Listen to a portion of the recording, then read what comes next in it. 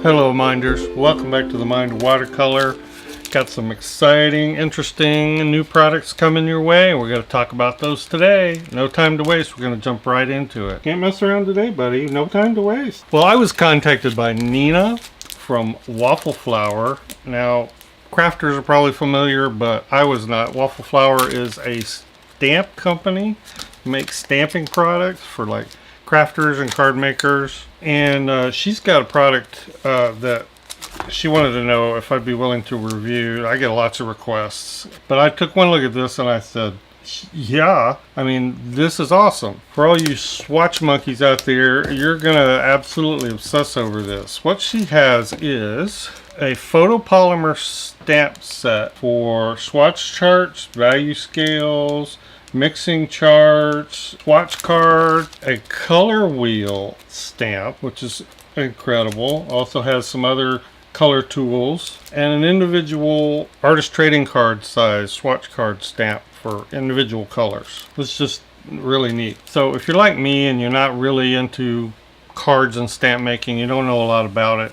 I mean, I know some about it, just enough to make me dangerous. Photopolymer stamps are a clear stamp that are designed to be used over clear stamping blocks. They're intended to be a superior way of stamping with alignment, because you can see right through the block, unlike a rubber stamp on a wood block. So these peel off, stick onto an acrylic block, and we're going to look at that. It's really something that's very easy to learn. If you're not into stamping at all, she's got a basic kit, and we'll get you started in stamping and making your own swatches with this set. In addition to that,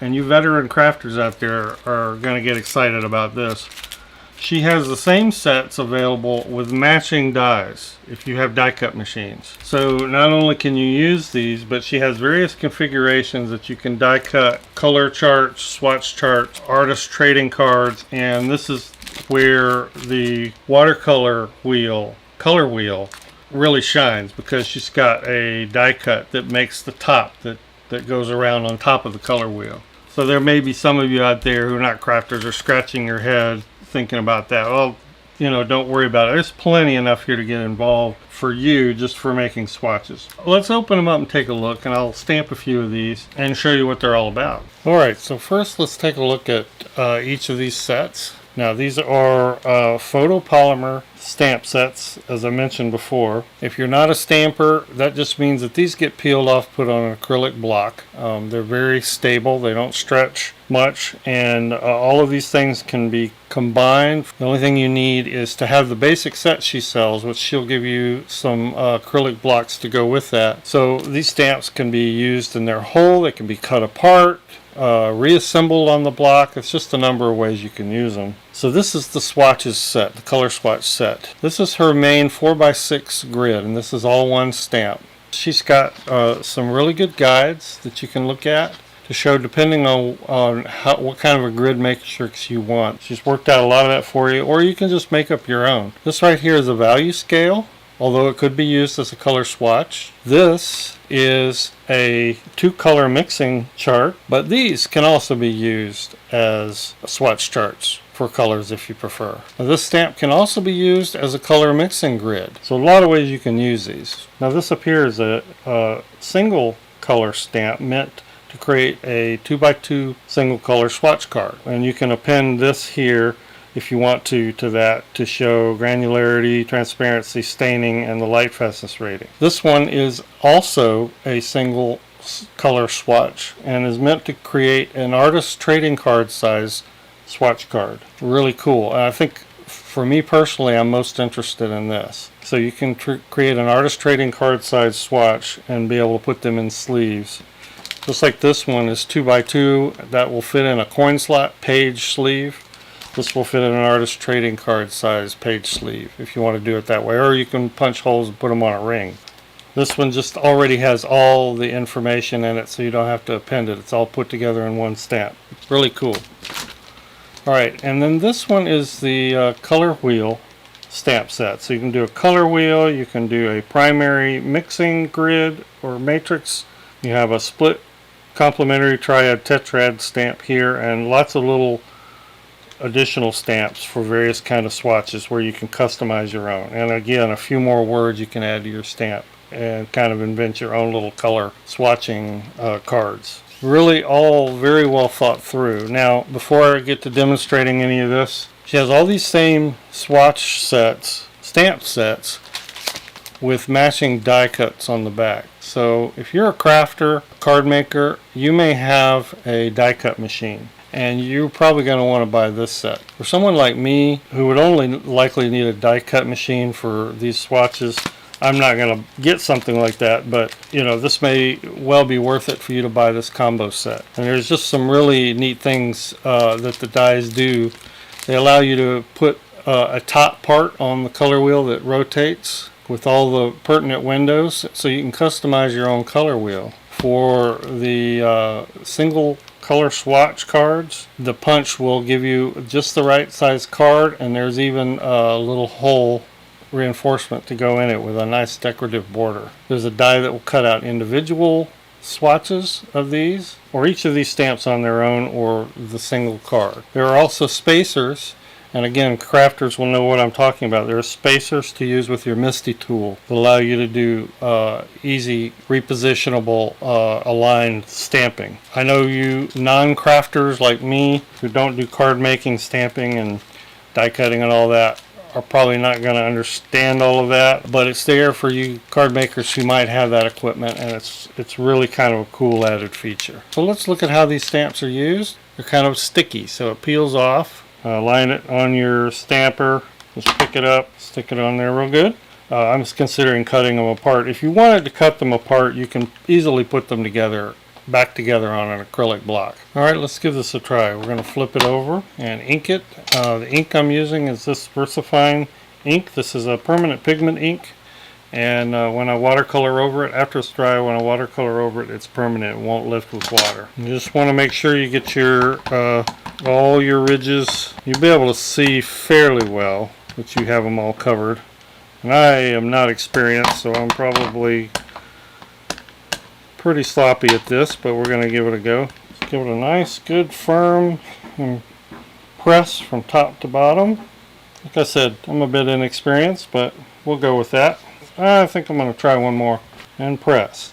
And voila! Not bad. I'll take that for a color chart. Alright, let's take a look at what I've stamped here. So this is the primary color chart stamp, the 4x6 grid. And as I mentioned, there's several ways you can use this. I'm still kind of rolling around in my head as to how I'm going to use it, but you could just make, for instance, if you had 24 colors, just make a color chart out of this of 24 colors that are on your palette.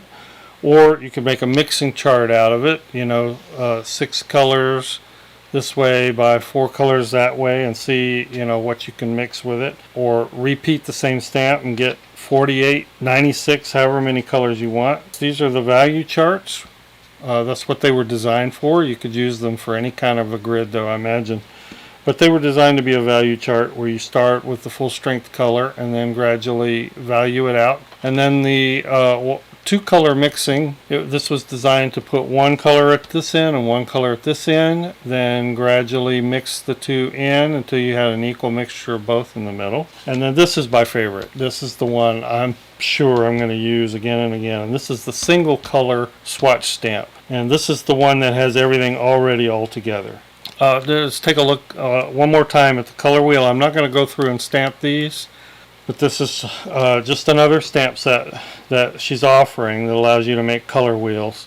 So really cool. And I'm going to link to everything below that she has that's instructive, that tells you how to do these things. Use the color wheels, use the grids, use the dies, the size area that the swatch grids fill, depending on how many swatches you want to make. Just a lot of valuable information here, almost overload value. She even has a printable chart in case you'd rather print your charts. If you have a laser printer, inkjet printers, most of them are going to run. If you had a printer that would print permanent ink that you could watercolor over and you could run watercolor paper through, you could actually print these grids. So let's try out some of these things. Alright, so let's take our basic swatch chart here. And the way these are designed is you put down a line. I'm just going to freehand it. You can use a ruler if you want. I like to make it pretty bold. I'm going to go ahead and put it down on all of them. You paint right over that line, of course. Again, this is B, 100% cotton, watercolor paper, cold press. It's cheap. It comes in stacks of 6x9, which for these charts, this type chart here, that divides nicely into three equal cards of this size. I'm just using the number 6 silver brush black velvet. For this size swatch, it's a great size for swatching. Gives you enough moisture, but it's small enough it doesn't like overpower you with water. Alright, so we've got lemon yellow, Indian yellow, cobalt blue, cobalt azure, sorry, French ultramarine. This is all Schmincke colors. Delft blue, love Delft blue. Swatching is great if you just want to get out your paints and you don't really have anything you want to paint.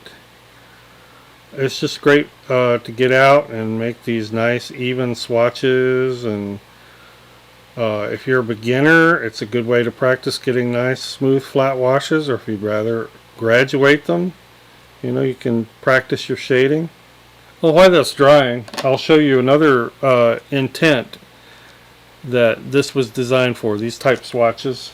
And that's what Nina calls mindful blending.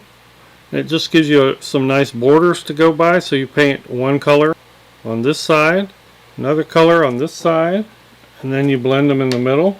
Try to get a nice even blend between the two. Another great way to practice.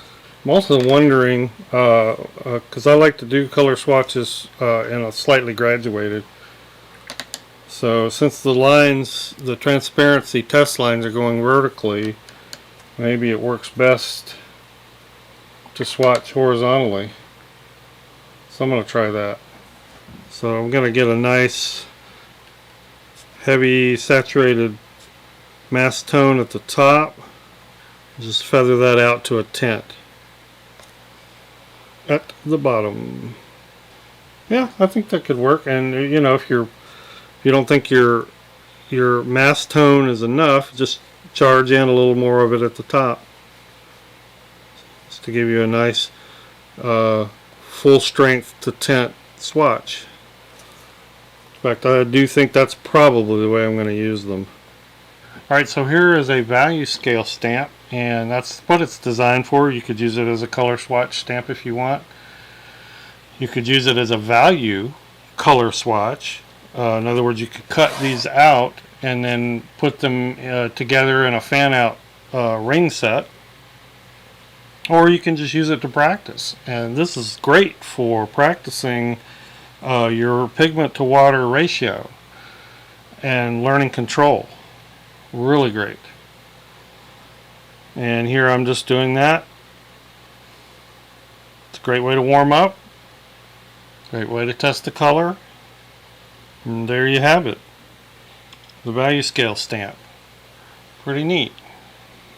Alright, so here's another stamp. Now this one is her 2-color mixing stamp. But I also see these as great swatch charts. In fact, I think I may use this as a great swatch chart for some of my palettes. I'm going to try that. But for now, let's experiment with the 2-color mixing. I'm going to mix that with an Indian yellow. This was a May green, a medium tint, and a pale tint. Now we're going to start our journey across the chart. Again, great exercise in gradual control. You just need to, when you do this, set up a systematic way of adding color. And you may not get them perfect, that's alright. That's why it's good practice. You may not get the increments perfect. Well, I'll tell you, after you do a few of these, you'll be better than you were. I'm using the bottom row just to give the ever so slightest tint. At some point, you may feel like you step backwards in the color, and that's totally normal. It's really hard to think and perfectly gauge, you know, in 10, 1, 2, 3, 4, 5, 6, 7, 8, 9, 10, 10 equal increments. We're not machines, you know, but it does help you work in a systematic way to change color and just get, you know, spend a lot of effort changing the water and the pigment ratio in your brush. And you really don't know for sure until it's completely dry. There is a concept in watercolor called dominant color, and colors mixed in even parts don't necessarily give you even tone, and this is something you need to know. I've never done a video on this. Dominant color will bias a mix even if you've got them even. So don't ever think that if you get a mix perfectly even, you should have a perfect melding of the two, you know, what the two look like. There are a lot of reds, for instance, that will dominate a mix, and so in some mixes you only need a little bit of red to get an even kind of representation of the two colors. And when you're doing an exercise like this, that's going to be the case also. It felt, as I was doing this, it felt like this May green was the dominant color. I mean, it immediately started overpowering the mix as I went across. And it makes me feel like, you know, I want to strengthen the yellow on this end. Neat, really neat exercise. So that's great. Alright, so let's take a look at the single color swatch card that's been cut to an artist trading card size. Really love that die. I keep thinking, I might need to get a die cutter. Seems a little ridiculous in some ways though. We're gonna swatch, what are we gonna swatch? Let's swatch My Berry Blue. I want something bright so you can see the lines. Let's swatch My Berry Blue Magenta. And based on how this is designed, you want to get a nice deep rich mass tone up here. On this stamp, the dark line is already drawn, so that's nice. I like that. And I'm going to paint this solid up through here so that I can draw another line. So essentially using the same mass tone up to here, and then from there I'm just going to blend it out to 0. Et voila! Alright, let's fill this sucker in. As I mentioned before, this fits in an artist trading card type sleeve, you know, if you have the pages. You can also make a nice little ring of them if you prefer, and carry that with you as your, you know, your swatch chart. Awesome. Alright, so here is my previous Sennelier palette swatch card, and here is my brand new Sennelier palette swatch card. Love it, love it, love it. I think I'm going to redo all my palette swatch cards. That's just cool. Thanks everyone. Appreciate you watching. Thank you so much, patrons, for sponsoring this channel, and we will see everybody in the next video. Bye bye.